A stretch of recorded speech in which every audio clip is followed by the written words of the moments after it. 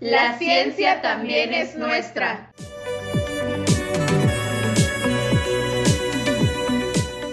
Profesora Ruth Patricia Villamil Aguilar. Estudió la licenciatura en la Facultad de Química de la UNAM e hizo la maestría y el doctorado en el Departamento de Química de UAM Iztapalapa. Actualmente es profesora titular C en el área de catálisis del Departamento de Química y es profesora fundadora de la UAM. Sus líneas de investigación se encuentran en el área de catálisis heterogénea, con catalizadores bimetálicos de rutenio y platino para reacciones de hidrogenación e hidrogenólisis.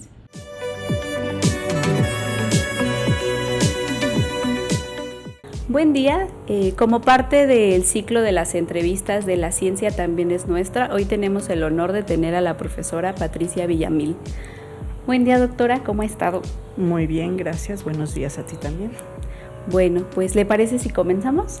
Adelante, claro que sí. Como primer pregunta, me gustaría saber cómo es que fue que decidió estudiar química. Ok, pues en la secundaria tuve a una excelente maestra de química y eso fue lo que me inspiró. Era una persona súper positiva, entusiasta, se le notaba tanto el gusto por su materia que a mí me lo contagió simplemente. Sin embargo, en la prepa tuve a una maestra que era todo lo contrario y estuve a punto de irme a biología por eso, pero a la hora de la hora decidí que sí me gustaba más la química. Wow, otra mujer la inspiró. Otra mujer. Y curiosamente las dos fueron mujeres, pero una súper positiva, muy didáctica, que te contagiaba ese amor por la química. Mientras que la otra era una persona muy apática, muy monótona, entonces pues casi me convence de irme a otro lado. Qué bueno que no, si no, no tendríamos el honor de tenerla aquí. No. Bueno, otra pregunta que me gustaría hacerle es, ¿alguna vez pensó que por ser mujer tenía que esforzarse más que sus compañeros hombres? No lo creo. Yo creo que las épocas han cambiado mucho. Cuando yo estudié, pues por lo menos todo lo que fue mi formación básica y después cuando entré a la Universidad Nacional Autónoma de México, que fue donde estudié mi licenciatura, realmente la relación de los compañeros, de los profesores, era muy, al contrario, favorecedora a las mujeres. Eran muy respetuosos, eran mucho más tolerantes con nosotros. Yo recuerdo mucho que en Físico-Química 7, que era uno de los cocos que teníamos ahí, tomábamos juntos ingenieros químicos y químicos esa materia y el profesor era una persona muy joven pero muy duro, muy estricto en sus calificaciones, en todo. Y nos decía, cuando haya examen, ni se molesten en levantarse porque yo no voy a atenderlos para nada, como si no los conociera. Y cuando veía que algún chico hacía el intento de ponerse de pie, le decía, ni se levante, no voy a responder nada. Pero si veía que cualquiera de las mujeres medio nos levantábamos, ¿en qué puedo servirle, señorita? Entonces era muy amable, muy atento, muy respetuoso, evidentemente. Entonces yo creo que era un poco al contrario, como que eran mucho más condescendientes con nosotras que con nuestros mismos compañeros. Qué bien, eso es bastante bueno. Otra de las preguntas que me gustaría hacerla es, ¿qué piensa, o más bien piensa que han existido avances en materia de inclusión de las mujeres dentro de la ciencia en la universidad o centros de investigación nacionales, claro está? Claro. Sí, yo creo que sí. Cuando nosotros, yo empecé aquí, yo soy una de los profesores fundadores de aquí de la Metropolitana, y cuando nosotros iniciamos aquí, teníamos cantidad de grupos en que no había sola una mujer o ninguna, entonces a veces costaba mucho trabajo controlar a los grupos porque eran pues más indisciplinados, etcétera, cuando estaban solo puros hombres. Conforme ha ido pasando el tiempo, no es que esté equitativos los grupos, que es el mismo número de niñas que de niños, pero de todos modos sí ha aumentado el porcentaje de mujeres. Y pues a mí me da muchísimo gusto, ¿no? Porque en verdad, o sea, cuando uno está del otro lado como profesor, el que haya en el grupo mujercitas implica que los compañeros se comportan de otra manera que cuando están ellos solos, aunque la profesora sea mujer, ¿no? Entonces, a mí siempre me gustaba que hubiera niñas en mis grupos, ¿no? Y sí, definitivamente ha aumentado la participación, aunque sigue siendo no tan grande como quisiéramos, ¿no? Y respecto a los centros de investigación, en los centros de investigación yo creo que sucede una cosa equivalente. O sea, aquí por ejemplo, en la Metropolitana, cuando nosotros ingresamos, cuando inició la Metropolitana, los sueldos, por ejemplo, de los investigadores no eran malos, pero tampoco eran muy buenos. Y entonces encontraban hombres y mujeres, tal vez más hombres que mujeres, pero no en una desproporción, ¿sí? Mientras avanzó esto, vinieron crisis económicas aquí, y en ese momento las universidades se quedaron estancadas. Aquí llegó un momento en que casi todos los señores que eran jefes de familia se tuvieron que ir. La mayoría de las mujeres que estábamos aquí no éramos jefas de familia. Teníamos un marido, que ese marido nos mantenía en un momento dado, y lo nuestro era una parte adicional, digamos, ¿no? Pero no éramos el sostén de esa familia. Y entonces nos quedamos las mujeres, y llegó un momento en que había unos cuantos hombres y todas las demás éramos mujeres. Entonces se dio un cambio bastante curioso, digamos, y yo no creo que haya sido exclusivo de la Universidad Metropolitana. Eso se dio en la UNAM, se dio en el Poli, se dio en todos lados, porque la crisis económica fue general, evidentemente, ¿no? O sea, entonces yo creo que pues no hay mucho problema en ese sentido, ¿no? O sea, sí hay una participación.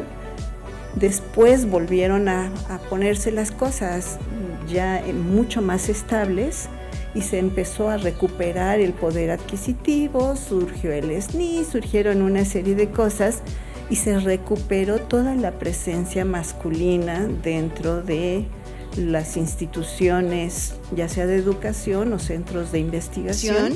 Y ahí sí se volvió un poco más notable el aumento en el número de hombres que se volvieron a incorporar, ¿no? Claro, regresaron porque ya tenían otra vez la oportunidad para hacerlo. De lo contrario, quizás las mujeres se hubieran quedado un tiempo más largo, ¿no? Exactamente. Justo que ahorita que menciona la parte del desarrollo familiar, lo que mencionaba, pues las que no teníamos familia, seguíamos teniendo la oportunidad de estar aquí, porque evidentemente al no tener hijos, pues tienes un gasto menos, ¿no? Importante, sí es menos, pero aún así tenían que subsistir.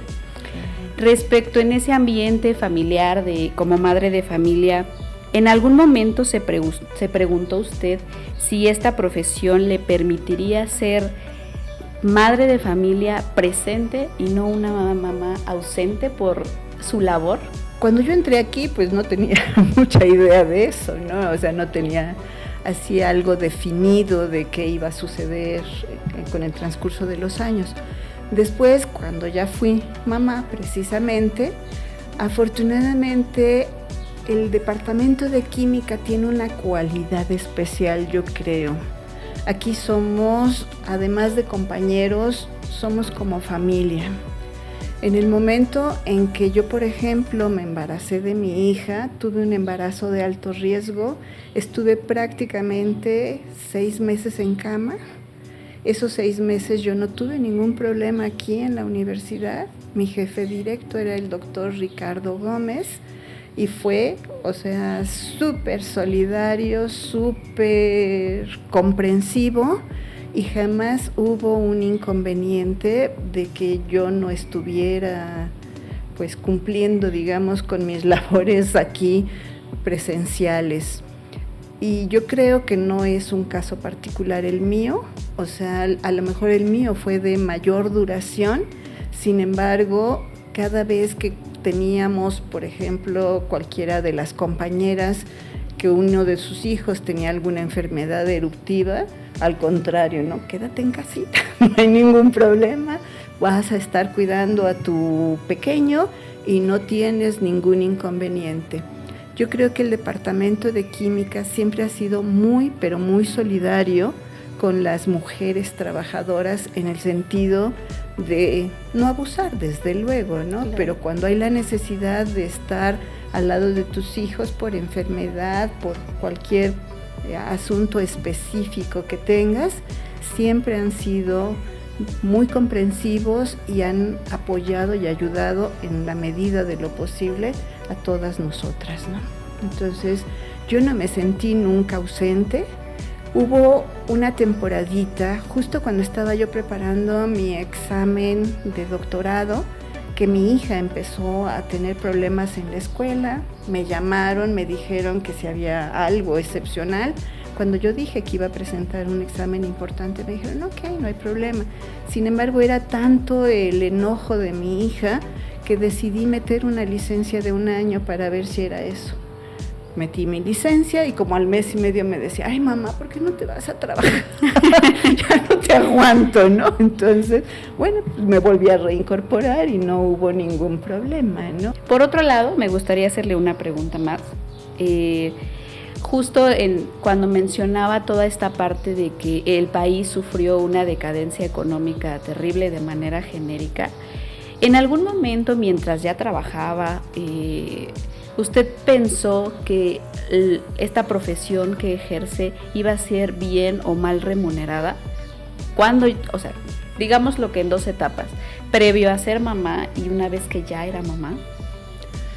Mira, afortunadamente también yo he tenido a mi esposo todo el tiempo a mi lado, o sea, bueno, cuando entré aquí no estaba casada, pero una vez que me casé, yo me tardé 9 años en ser mamá, entonces después de casarme, y todo ese tiempo, bueno, disfrutamos nuestra vida como pareja, con mucha independencia, etcétera, o sea, lo que no te restringe el tener un hijo en el aspecto económico, en muchos aspectos, ¿no? O sea, y ya que decidimos que queríamos esa familia, entonces ya pudimos organizarnos de manera muy equitativa también, llamémosle. Tengo la ventaja también de que mi esposo es muy comprensivo realmente. En el momento, pues yo llegué a salir ya estando mi hija, me fui a Argentina con un intercambio de OEA, cosas por el estilo, y él se quedó como papá único con una niña de 3 años, ¿no? O sea, y se salió adelante, o sea, no la mató por lo menos, ¿no? Era un buen trabajo.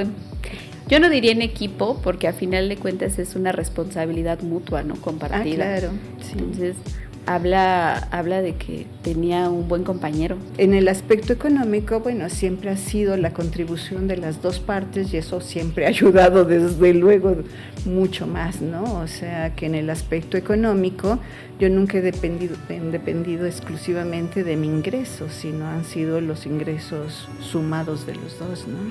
Eso está súper bien, ¿no? Porque usted mencionó una palabra que me parece muy buena y justo me gustaría utilizarla como para finalizar esta entrevista. Su independencia. Usted siempre se permitió ser libre e independiente como mujer, como profesionista y como madre de familia, ¿no? Claro.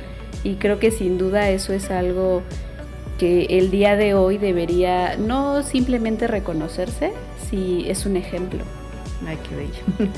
Pues mira, en cierta medida yo creo que sí es un ejemplo, porque por ejemplo mi hija lleva su vida como casada, como ella, bueno, decidió no ser mamá, pero por lo menos como profesionista y como pareja de un matrimonio, de una forma muy, muy similar a la forma en que nosotros nos hemos compartido, mi esposo y yo, ¿no? Comportado, no compartido.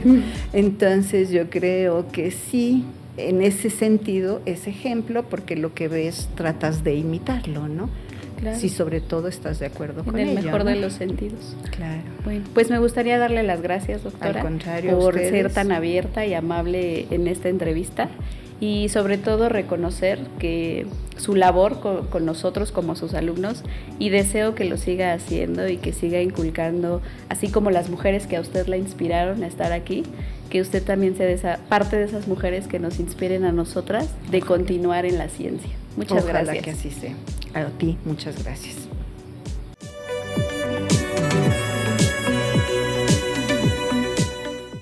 Departamento de Química, Universidad Autónoma Metropolitana, Unidad Iztapalapa, Casa Abierta al Tiempo.